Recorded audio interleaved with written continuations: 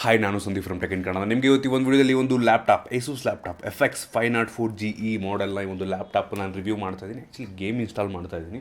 ಈ ಒಂದು ಲ್ಯಾಪ್ಟಾಪ್ನ ಸ್ಪೆಷಾಲಿಟಿ ಏನಪ್ಪ ಅಂದರೆ, ಇಷ್ಟು ನಾನು ರಿವ್ಯೂ ಮಾಡಿದಂಥ ಕೆಲವೊಂದು ಗೇಮಿಂಗ್ ಲ್ಯಾಪ್ಟಾಪ್ಗಳು 1,00,000 ಮೇಲೆ. ಏನಕ್ಕೆ ಅಂತಂದರೆ, ಒಳ್ಳೆ ಪರ್ಫಾರ್ಮೆನ್ಸ್ ಬೇಕು ಅಂತಂದರೆ ಬಡ್ಜೆಟ್ ಕೂಡ ಹಂಗೆ ಆಗುತ್ತೆ. ಆದರೆ ಈ ಒಂದು ಲ್ಯಾಪ್ಟಾಪ್ ಸ್ವಲ್ಪ ಕೈ ಎಟಕುವ ಬೆಲೆಯಲ್ಲಿದೆ ಅಂತ ಹೇಳ್ಬೋದು. ಇದರಲ್ಲಿ ಏನೆಲ್ಲ ಫೀಚರ್ಸ್, ಏನೆಲ್ಲ ಕಾನ್ಫಿಗರೇಷನ್ ಇದೆ, ಏನು ಚೆನ್ನಾಗಿದೆ, ಏನು ಚೆನ್ನಾಗಿಲ್ಲ, ಏನು ಇಷ್ಟ ಆಯಿತು, ಗೇಮ್ ಯಾವ ರೀತಿ ನಿಮ್ಗೆ ಎಕ್ಸ್ಪೀರಿಯನ್ಸ್ ಆಗ್ತಿದ್ರ ಕಂಪ್ಲೀಟ್ ನಾನು ನಿಮಗೆ ತಿಳಿಸ್ಕೊಡ್ತೀನಿ. ಅದಕ್ಕಿಂತ ಮುಂಚೆ ನೀವು ನಮ್ಮ tech in Kannada YouTube channel ನೀವು ಸಬ್ಸ್ಕ್ರೈಬ್ ಮಾಡ್ಕೊಂಡಿಲ್ಲ ಅಂತಂದರೆ ಇಲ್ಲೇ ಸಬ್ಸ್ಕ್ರೈಬ್ ಮಾಡ್ಕೊಳ್ಳಿ. ಬೆಲ್ ಐಕನ್ ಕೂಡ ಕ್ಲಿಕ್ ಮಾಡಿ. ಮತ್ತು ನಮ್ಮ social media, Instagram, Facebook page ಎಲ್ಲ ಲಿಂಕ್ ಡಿಸ್ಕ್ರಿಪ್ಷನ್ ಇದೆ, ಅದು ಕೂಡ ನೀವು ಫಾಲೋವನ್ನು ಮಾಡ್ಬೋದು. ಮೊದಲನಾಗಿ ಒಂದು ಏಸೂಸ್ ಲ್ಯಾಪ್ಟಾಪ್ನ ಕಾನ್ಫಿಗರೇಷನ್ ಬಗ್ಗೆ ಮಾತನಾಡಿದ್ರೆ, ಈ ಒಂದು ಲ್ಯಾಪ್ಟಾಪ್ನಲ್ಲಿ 8 GB ರ್ಯಾಮ್ ಇರುವಂಥದ್ದು, DDR4 1333 ಮೆಗಾಟ್ಸ್ ಇರುವಂಥ DDR4 ರ್ಯಾಮ್ ಇದರಲ್ಲಿರುವಂಥದ್ದು. ಪ್ರೋಸೆಸರ್ ಬಗ್ಗೆ ಹೇಳೋದಾದರೆ i7 8th ಜನರೇಷನ್ ಪ್ರೊಸೆಸರ್. ಇದು ಲ್ಯಾಪ್ಟಾಪ್ನ ಪ್ರೋಸೆಸರು ಅಷ್ಟೊಂದು ಪವರ್ಫುಲ್ ಇರಲ್ಲ ಕಂಪ್ಯೂಟರ್ ಪ್ರೋಸೆಸರ್ ಕಂಪೇರ್ ಮಾಡೋದಕ್ಕೆ. ಬಡಿ ಪ್ರತಿ ಸರಿ ಹೇಳ್ತೀನಿ ನಾನು ಇದನ್ನು ಲ್ಯಾಪ್ಟಾಪ್ಗೆ ರಿವ್ಯೂ ಮಾಡ್ತಿರ್ಬೇಕಾದ್ರೆ. ಇದರಲ್ಲಿರುವಂಥ processor i7 8th generation processor. ತುಂಬ ಒಳ್ಳೆ ವಿಷಯ ಅಂತ ಹೇಳೋದಕ್ಕೆ ಇಷ್ಟಪಡ್ತೀನಿ. ಇದರಲ್ಲಿ 120 ಹರ್ಟ್ಸ್, ಹೌದು 120 ಹರ್ಟ್ಸ್ ಡಿಸ್ಪ್ಲೇ ಇದರಲ್ಲಿದೆ. ತುಂಬ ಒಳ್ಳೆ ವಿಷಯ ಅಂತ ಹೇಳೋದಕ್ಕೆ ಇಷ್ಟಪಡ್ತೀನಿ. 120 ಹರ್ಟ್ಸ್ ಗೇಮಿಂಗ್ ಲ್ಯಾಪ್ಟಾಪಲ್ಲಿ ಬೇಕೇ ಬೇಕು ಒಂದು ರೀತಿ ಆ ಒಂದು ಎಕ್ಸ್ಪೀರಿಯನ್ಸು. ನಿಮ್ಮ ಹತ್ರ ಪವರ್ಫುಲ್ ಗ್ರಾಫಿಕ್ ಕಾರ್ಡ್ ಇದೆ ಅಂತ ಅಂದರೆ ಫುಲ್ ಯೂಸ್ ಮಾಡ್ಕೊಡುತ್ತೆ ಕಂಪ್ಲೀಟಾಗಿ. 60 ಹರ್ಟ್ಸ್ ಡಿಸ್ಪ್ಲೇಗಿಂತ 120 ಹರ್ಟ್ಸ್ ತುಂಬ ಒಳ್ಳೆ ವಿಷಯ ಅಂತ ಹೇಳೋದಕ್ಕೆ ಇಷ್ಟಪಡ್ತೀನಿ. ಇನ್ನು ಗ್ರಾಫಿಕ್ ಕಾರ್ಡ್ ಬಗ್ಗೆ ಹೇಳೋದ್ರಲ್ಲಿ GTX 1050 Ti ಇದರಲ್ಲಿರುವಂಥದ್ದು ಒಂದು ರೀತಿ ಮಿಡ್ ಎಂಡು ಗ್ರಾಫಿಕ್ ಕಾರ್ಡ್ ಅಂತ ಹೇಳೋಕ್ಕೆ ಇಷ್ಟಪಡ್ತೀನಿ. ತುಂಬ ಪವರ್ಫುಲ್ಲು ಅಲ್ಲ, ತುಂಬ ಲೋ ಎಂಡು ಅಲ್ಲ, ಒಂದು ಮಿಡ್ ಎಂಡ್ ಗ್ರಾಫಿಕ್ ಕಾರ್ಡು. ಅದು ಕೂಡ ಲ್ಯಾಪ್ಟಾಪ್ನ ಗ್ರಾಫಿಕ್ ಕಾರ್ಡು. ತುಂಬ ಎಕ್ಸ್ಪೆಕ್ಟ್ ಮಾಡೋದಕ್ಕೂ ಬಿಡಿ, ಸ್ಟಿಲ್ ಡೀಸೆಂಟು ಈ ಒಂದು ಗ್ರಾಫಿಕ್ ಕಾರ್ಡ್ ಅಂತ ಹೇಳೋಕ್ಕೆ ಇಷ್ಟಪಡ್ತೀನಿ ಈ ಒಂದು ಪ್ರೈಸ್ ರೇಂಜಲ್ಲಿ.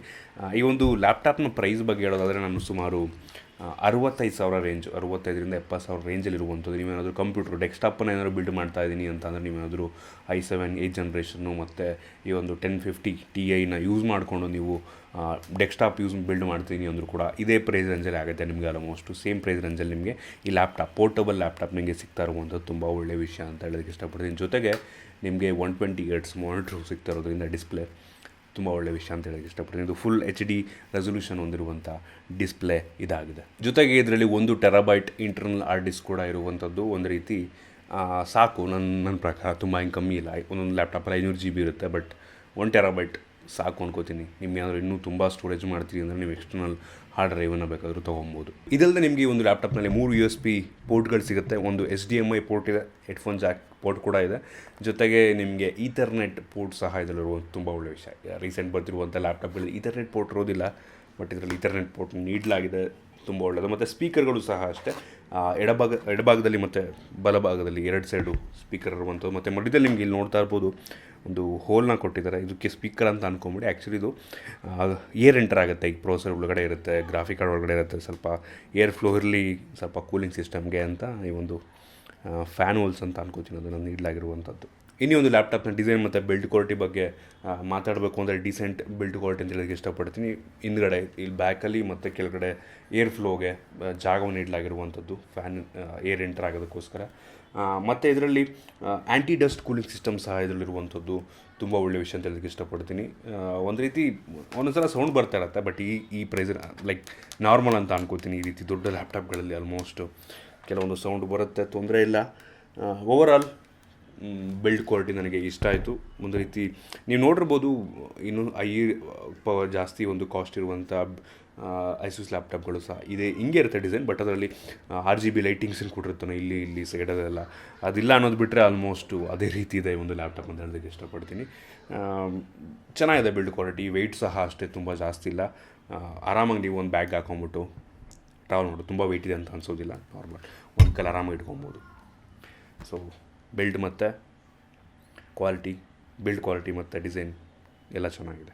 ಮೊದಲನೇದಾಗಿ ಈ ಒಂದು ಗ್ರಾಫಿಕ್ ಎಕ್ಸ್ಪೀರಿಯನ್ಸ್ ಹೆಂಗಿದೆ ಅಂತ ನಿಮಗೆ ನಾನು ತೋರಿಸೋಕ್ಕೆ ಇಷ್ಟಪಡ್ತೀನಿ. ನಾನು ಆಡಿದ ಪ್ರಕಾರ ಈ ಒಂದು ಗೇಮಲ್ಲಿ ಡೀಸೆಂಟ್ ರನ್ ಆಗೋದು. ತುಂಬ ಹೈ ಗ್ರಾಫಿಕಲ್ಲ ಈ ಒಂದು ಆಡೋದಕ್ಕಾಗಲ್ಲ. ಒಂದು ಡೀಸೆಂಟಾಗಿ ಒಂದು ಹೈ ಗ್ರಾಫಿಕ್, ತುಂಬ ವೆರಿ ಹೈ ಅಥವಾ ಅಲ್ಟ್ರಾದಲ್ಲಿ ಈ ಒಂದು ಗೇಮ್ಗಳನ್ನು ಆಡೋದಕ್ಕಾಗಲ್ಲ. ಏನಾದರೂ ರೀಸೆಂಟಾಗಿ ಬಂದಿರುವಂಥ ಗೇಮ್ಗಳು, ಹಳೆ ಗೇಮ್ಗಳಲ್ಲ, ಅಂದರೆ 2014ಕ್ಕಿಂತ ಮುಂಚೆ ಬಂದಿರುವಂಥ 15ಕ್ಕಿಂತ ಮುಂಚೆ ಬಂದಿರುವಂಥ ಕೆಲವೊಂದು ಗೇಮ್ಗಳನ್ನು ನಾನು ಅಲ್ಟ್ರಾದಲ್ಲೂ ಕೂಡ ಆಡ್ಬೋದು. ಆದರೆ ರೀಸೆಂಟಾಗಿ ಬರ್ತಿರುವಂಥ ಗೇಮ್ಗಳನ್ನು ಈ ಒಂದು 1050 Tiನಲ್ಲಿ ಆಡೋದಕ್ಕೆ ಸಾಧ್ಯ ಇಲ್ಲ. ನೀವೇನಾದರೂ ಬಿಗಿನರ್ ಆಗಿದ್ದೀರಾ ಅಂದರೆ ಗೇಮಿಂಗ್ ಈಗ ಜಸ್ಟ್ ಸ್ಟಾರ್ಟ್ ಮಾಡ್ತಾ ಇದ್ದೀರಾ, ಬಿಗಿನರು, ನೀವು ಜಸ್ಟ್ ಬೇಸಿಕ್ ಗೇಮ್ಗಳು ಆಡ್ಕೊಳ್ಳೋದಕ್ಕೆ ಅಥವಾ PUBG ಮೊಬೈಲ್ನ ಎಮ್ಯುಲೇಟರ್ ಆಡೋದಕ್ಕೆ ಆಗಲಿ, ಅಥವಾ ಈ ರೀತಿ ಬೇಸಿಕ್ ಗೇಮ್ಗಳನ್ನ ಆಡಬೇಕು ಅಂತ ಇದ್ದೀರಾ ಅಂತ ಅಂದರೆ ನೀವು ಆರಾಮಾಗಿ ಒಂದು ಲ್ಯಾಪ್ಟಾಪನ್ನು ಪರ್ಚೇಸ್ ಮಾಡ್ಬೋದು. 1050 Ti ನೆನ್ಪಿಟ್ಕೊಂಡು 1050 Ti ಗ್ರಾಫಿಕ್ ಕಾರ್ಡ್ ಇರುವಂಥದ್ದು, ಮಿಡ್ ಆ್ಯಂಡ್ ಗ್ರಾಫಿಕ್ ಕಾರ್ಡು. ತುಂಬ ಜಾಸ್ತಿ ಎಕ್ಸ್ಪೆಕ್ಟ್ ಮಾಡಬೇಡಿ ಅಂತ ಕೂಡ ಹೇಳಿದ್ದೀನಿ. ನನ್ನ ಪ್ರಕಾರ ಡೀಸೆಂಟು ಆ್ಯಕ್ಚುಲಿ. ಈ ಒಂದು ಡೆಸ್ಕ್ಟಾಪಲ್ಲಿರುವಂಥ 1050 Tiಗೂ ಇದಕ್ಕೂ ಕಂಪೇರ್ ಮಾಡೋದಕ್ಕಾಗಲ್ಲ, ಆಯಿತಾ. ಅಷ್ಟೊಂದು ಪವರ್ಫುಲ್ ಇರೋದಿಲ್ಲ ಈ ಒಂದು ಲ್ಯಾಪ್ಟಾಪಲ್ಲಿರುವಂಥ ಗ್ರಾಫಿಕ್ ಕಾರ್ಡು. ಸೊ ಪರ್ಚೇಸ್ ಮಾಡ್ಬೋದಾ ಹಾಗಾದರೆ? ಓಕೆ, ಮಾಡ್ಬೋದು. ಏನಕ್ಕೆ, ಒಂದು ಪೋರ್ಟಬಿಲಿಟಿ ಸಿಗುತ್ತೆ ನಿಮಗೆ ಆ ಒಂದು ರೀಸನ್ಗೆ. ಬಟ್ 65,000 ನಿಮಗೆ ಗ್ರಾಫಿಕ್ ಎಡಿಟಿಂಗ್ ಮಾಡ್ತಿದ್ದೀರಾ ಅಂತ ಅಂದರೆ ಇದಕ್ಕೆಲ್ಲ ನನ್ನ ಪ್ರಕಾರ ಟ್ರಾವೆಲ್ ಮಾಡ್ತಾ ಇರ್ತೀರ, ಆ ಟೈಮಲ್ಲಿ ತುಂಬ ಯೂಸ್ ಆಗುತ್ತೆ. But still it is A very powerful laptop, gaming laptop. So purchase ಮಾಡ್ಬೋದು ಈ ಒಂದು ಪ್ರೈಸ್ ರೇಂಜಲ್ಲಿ. ನಾನು ಈ ಪ್ರೈಸ್ ರೇಂಜಲ್ಲಿ ಲ್ಯಾಪ್ಟಾಪು ನಾನು ರಿವ್ಯೂ ಮಾಡಿರಲಿಲ್ಲ. 65,000 ರೇಂಜ್ ಇದು. 1050 Ti 8GB ರ್ಯಾಮು, ಆಮೇಲೆ i7 8th ಜನರೇಷನ್ ಆಸಮ್ ಆಗಿದೆ ನನ್ನ ಪ್ರಕಾರ ಕಾನ್ಫಿಗರೇಷನ್ನು. ಸೊ ಪರ್ಚೇಸ್ ಮಾಡ್ಬೋದು ನೀವು. ತುಂಬ ಚೆನ್ನಾಗಿದೆ ಒಂದು ಲ್ಯಾಪ್ಟಾಪು. ಅದರ ಜೊತೆಗೆ 120 Hz ಡಿಸ್ಪ್ಲೇ ಸಿಗ್ತಾ ಇರುವಂಥದ್ದು. ಕಂಪ್ಲೀಟ್ ಪ್ಯಾಕೇಜ್ ಅಂತ ಹೇಳೋದಕ್ಕೆ ಇಷ್ಟಪಡ್ತೀನಿ. ಪರ್ಚೇಸ್ ಮಾಡ್ಬೋದು. ಗೇಮಿಂಗ್ ಎಕ್ಸ್ಪೀರಿಯನ್ಸ್ ಕೂಡ ತುಂಬ ಚೆನ್ನಾಗಿ ಅನ್ನಿಸ್ತು ನನಗೆ. ನೀವು ಇನ್ನೊಂದೇನಂದರೆ ಚಾರ್ಜ್ ಹಾಕ್ಕೊಂಡು ಆಡಬೇಕು ನೀವು ಪ್ರತಿ ಸಲ. ಏನಕ್ಕೆ ಅಂದರೆ ಪವರ್ ಬೇಕಲ್ಲ, ಬ್ಯಾಟ್ರಿ ಪವರ್ ಸಾಕಾಗಲ್ಲ. 1050 Tiನ ರನ್ ಮಾಡಿಕೊಂಡು i7 8th ಜನರೇಷನ್ ರನ್ ಮಾಡಿಕೊಂಡು ಇಷ್ಟು ದೊಡ್ಡ 120 Hz ಡಿಸ್ಪ್ಲೇನೂ ರನ್ ಮಾಡಬೇಕು ಅಂತ ಅಂದರೆ ಎಕ್ಸ್ಟ್ರಾ ಪವರ್ ಬೇಕೇ ಬೇಕು. ಅಂಡರ್ ಕ್ಲಾಕ್ ಆಗಿಬಿಡುತ್ತೆ ನೀವೇನಾದರೂ ಚಾರ್ಜನ್ನು ಹಾಕ್ಕೊಂಡು ಆಡಲಿಲ್ಲ ಅಂತಂದರೆ. ಪ್ರತಿ ಸಲ ನಾವು ಗೇಮ್ ಮಾಡಬೇಕಾದ್ರೂ ಲ್ಯಾಪ್ಟಾಪ್ನಲ್ಲಿ ಚಾರ್ಜ್ ಹಾಕ್ಕೊಂಡು ಆಡಿದ್ರೆ ತುಂಬ ಒಳ್ಳೆಯದು. ಇದಿಷ್ಟು ನನ್ನ ಪ್ರಕಾರ ಈ ಒಂದು ಲ್ಯಾಪ್ಟಾಪ್ನ ಬಗ್ಗೆ ಬೇಸಿಕ್ ರಿವ್ಯೂ. ನಿಮಗೆ ಇಂಡೆಪ್ ತೊಗೋದಕ್ಕೆ ಹೋಗಿಲ್ಲ ನಾನು ಇದರಲ್ಲಿ. ಓವರಾಲ್ ಎಕ್ಸ್ಪೀರಿಯನ್ಸ್ ನನಗೆ ತುಂಬ ಇಷ್ಟ ಆಯಿತು. ಒಂದು 2-3 ಗೇಮನ್ನು ಆಡಿದ್ದೀನಿ ನಾನು. PUBG ಮೊಬೈಲ್ನು ಕೂಡ ಆಡಿದೆ ಇದರಲ್ಲಿ. ಮತ್ತು needs for speed most wanted ನೋಡಿದ್ರಲ್ಲ, ನೀಡ್ಸ್ ಫಾರ್ ಸ್ಪೀಡು ಅದನ್ನು ಕೂಡ ಆಡಿದೆ. ಡೀಸೆಂಟ್ ಅನ್ನಿಸ್ತು ನನಗೆ. So go for it. ನೀವೇನು ಪರ್ಚೇಸ್ ಮಾಡೋಕೆ ಹೋಗ್ಕೊಂಡಿದ್ದೀರಾ, ಪರ್ಚೇಸ್ ಮಾಡಿ ಆರಾಮಾಗಿ. ಇದ್ರ ಜೊತೆಗೆ ಇದರಲ್ಲಿ ಇನ್ನೊಂದು ವೇರಿಯಂಟ್ ಕೂಡ ಇರುವಂಥದ್ದು, 1050 Tiನ ಬದಲು 1060 ಇರುವಂಥ ವೇರಿಯಂಟ್ ಸಹ ಈ ಒಂದು ಲ್ಯಾಪ್ಟಾಪ್ನಲ್ಲಿದೆ. ನೋಡಿ, ಯೋಚನೆ ಮಾಡಿ. ಅದಕ್ಕೆ ಸ್ವಲ್ಪ ಕಾಸ್ಟ್ ಜಾಸ್ತಿ ಆಗ್ಬೋದು, ಅದು ಕೂಡ ನಿಮಗೆ ಸಿಗುತ್ತೆ. ಅದು ಕೂಡ ಆಪ್ಷನ್ ಇದೆ ನಿಮಗೆ.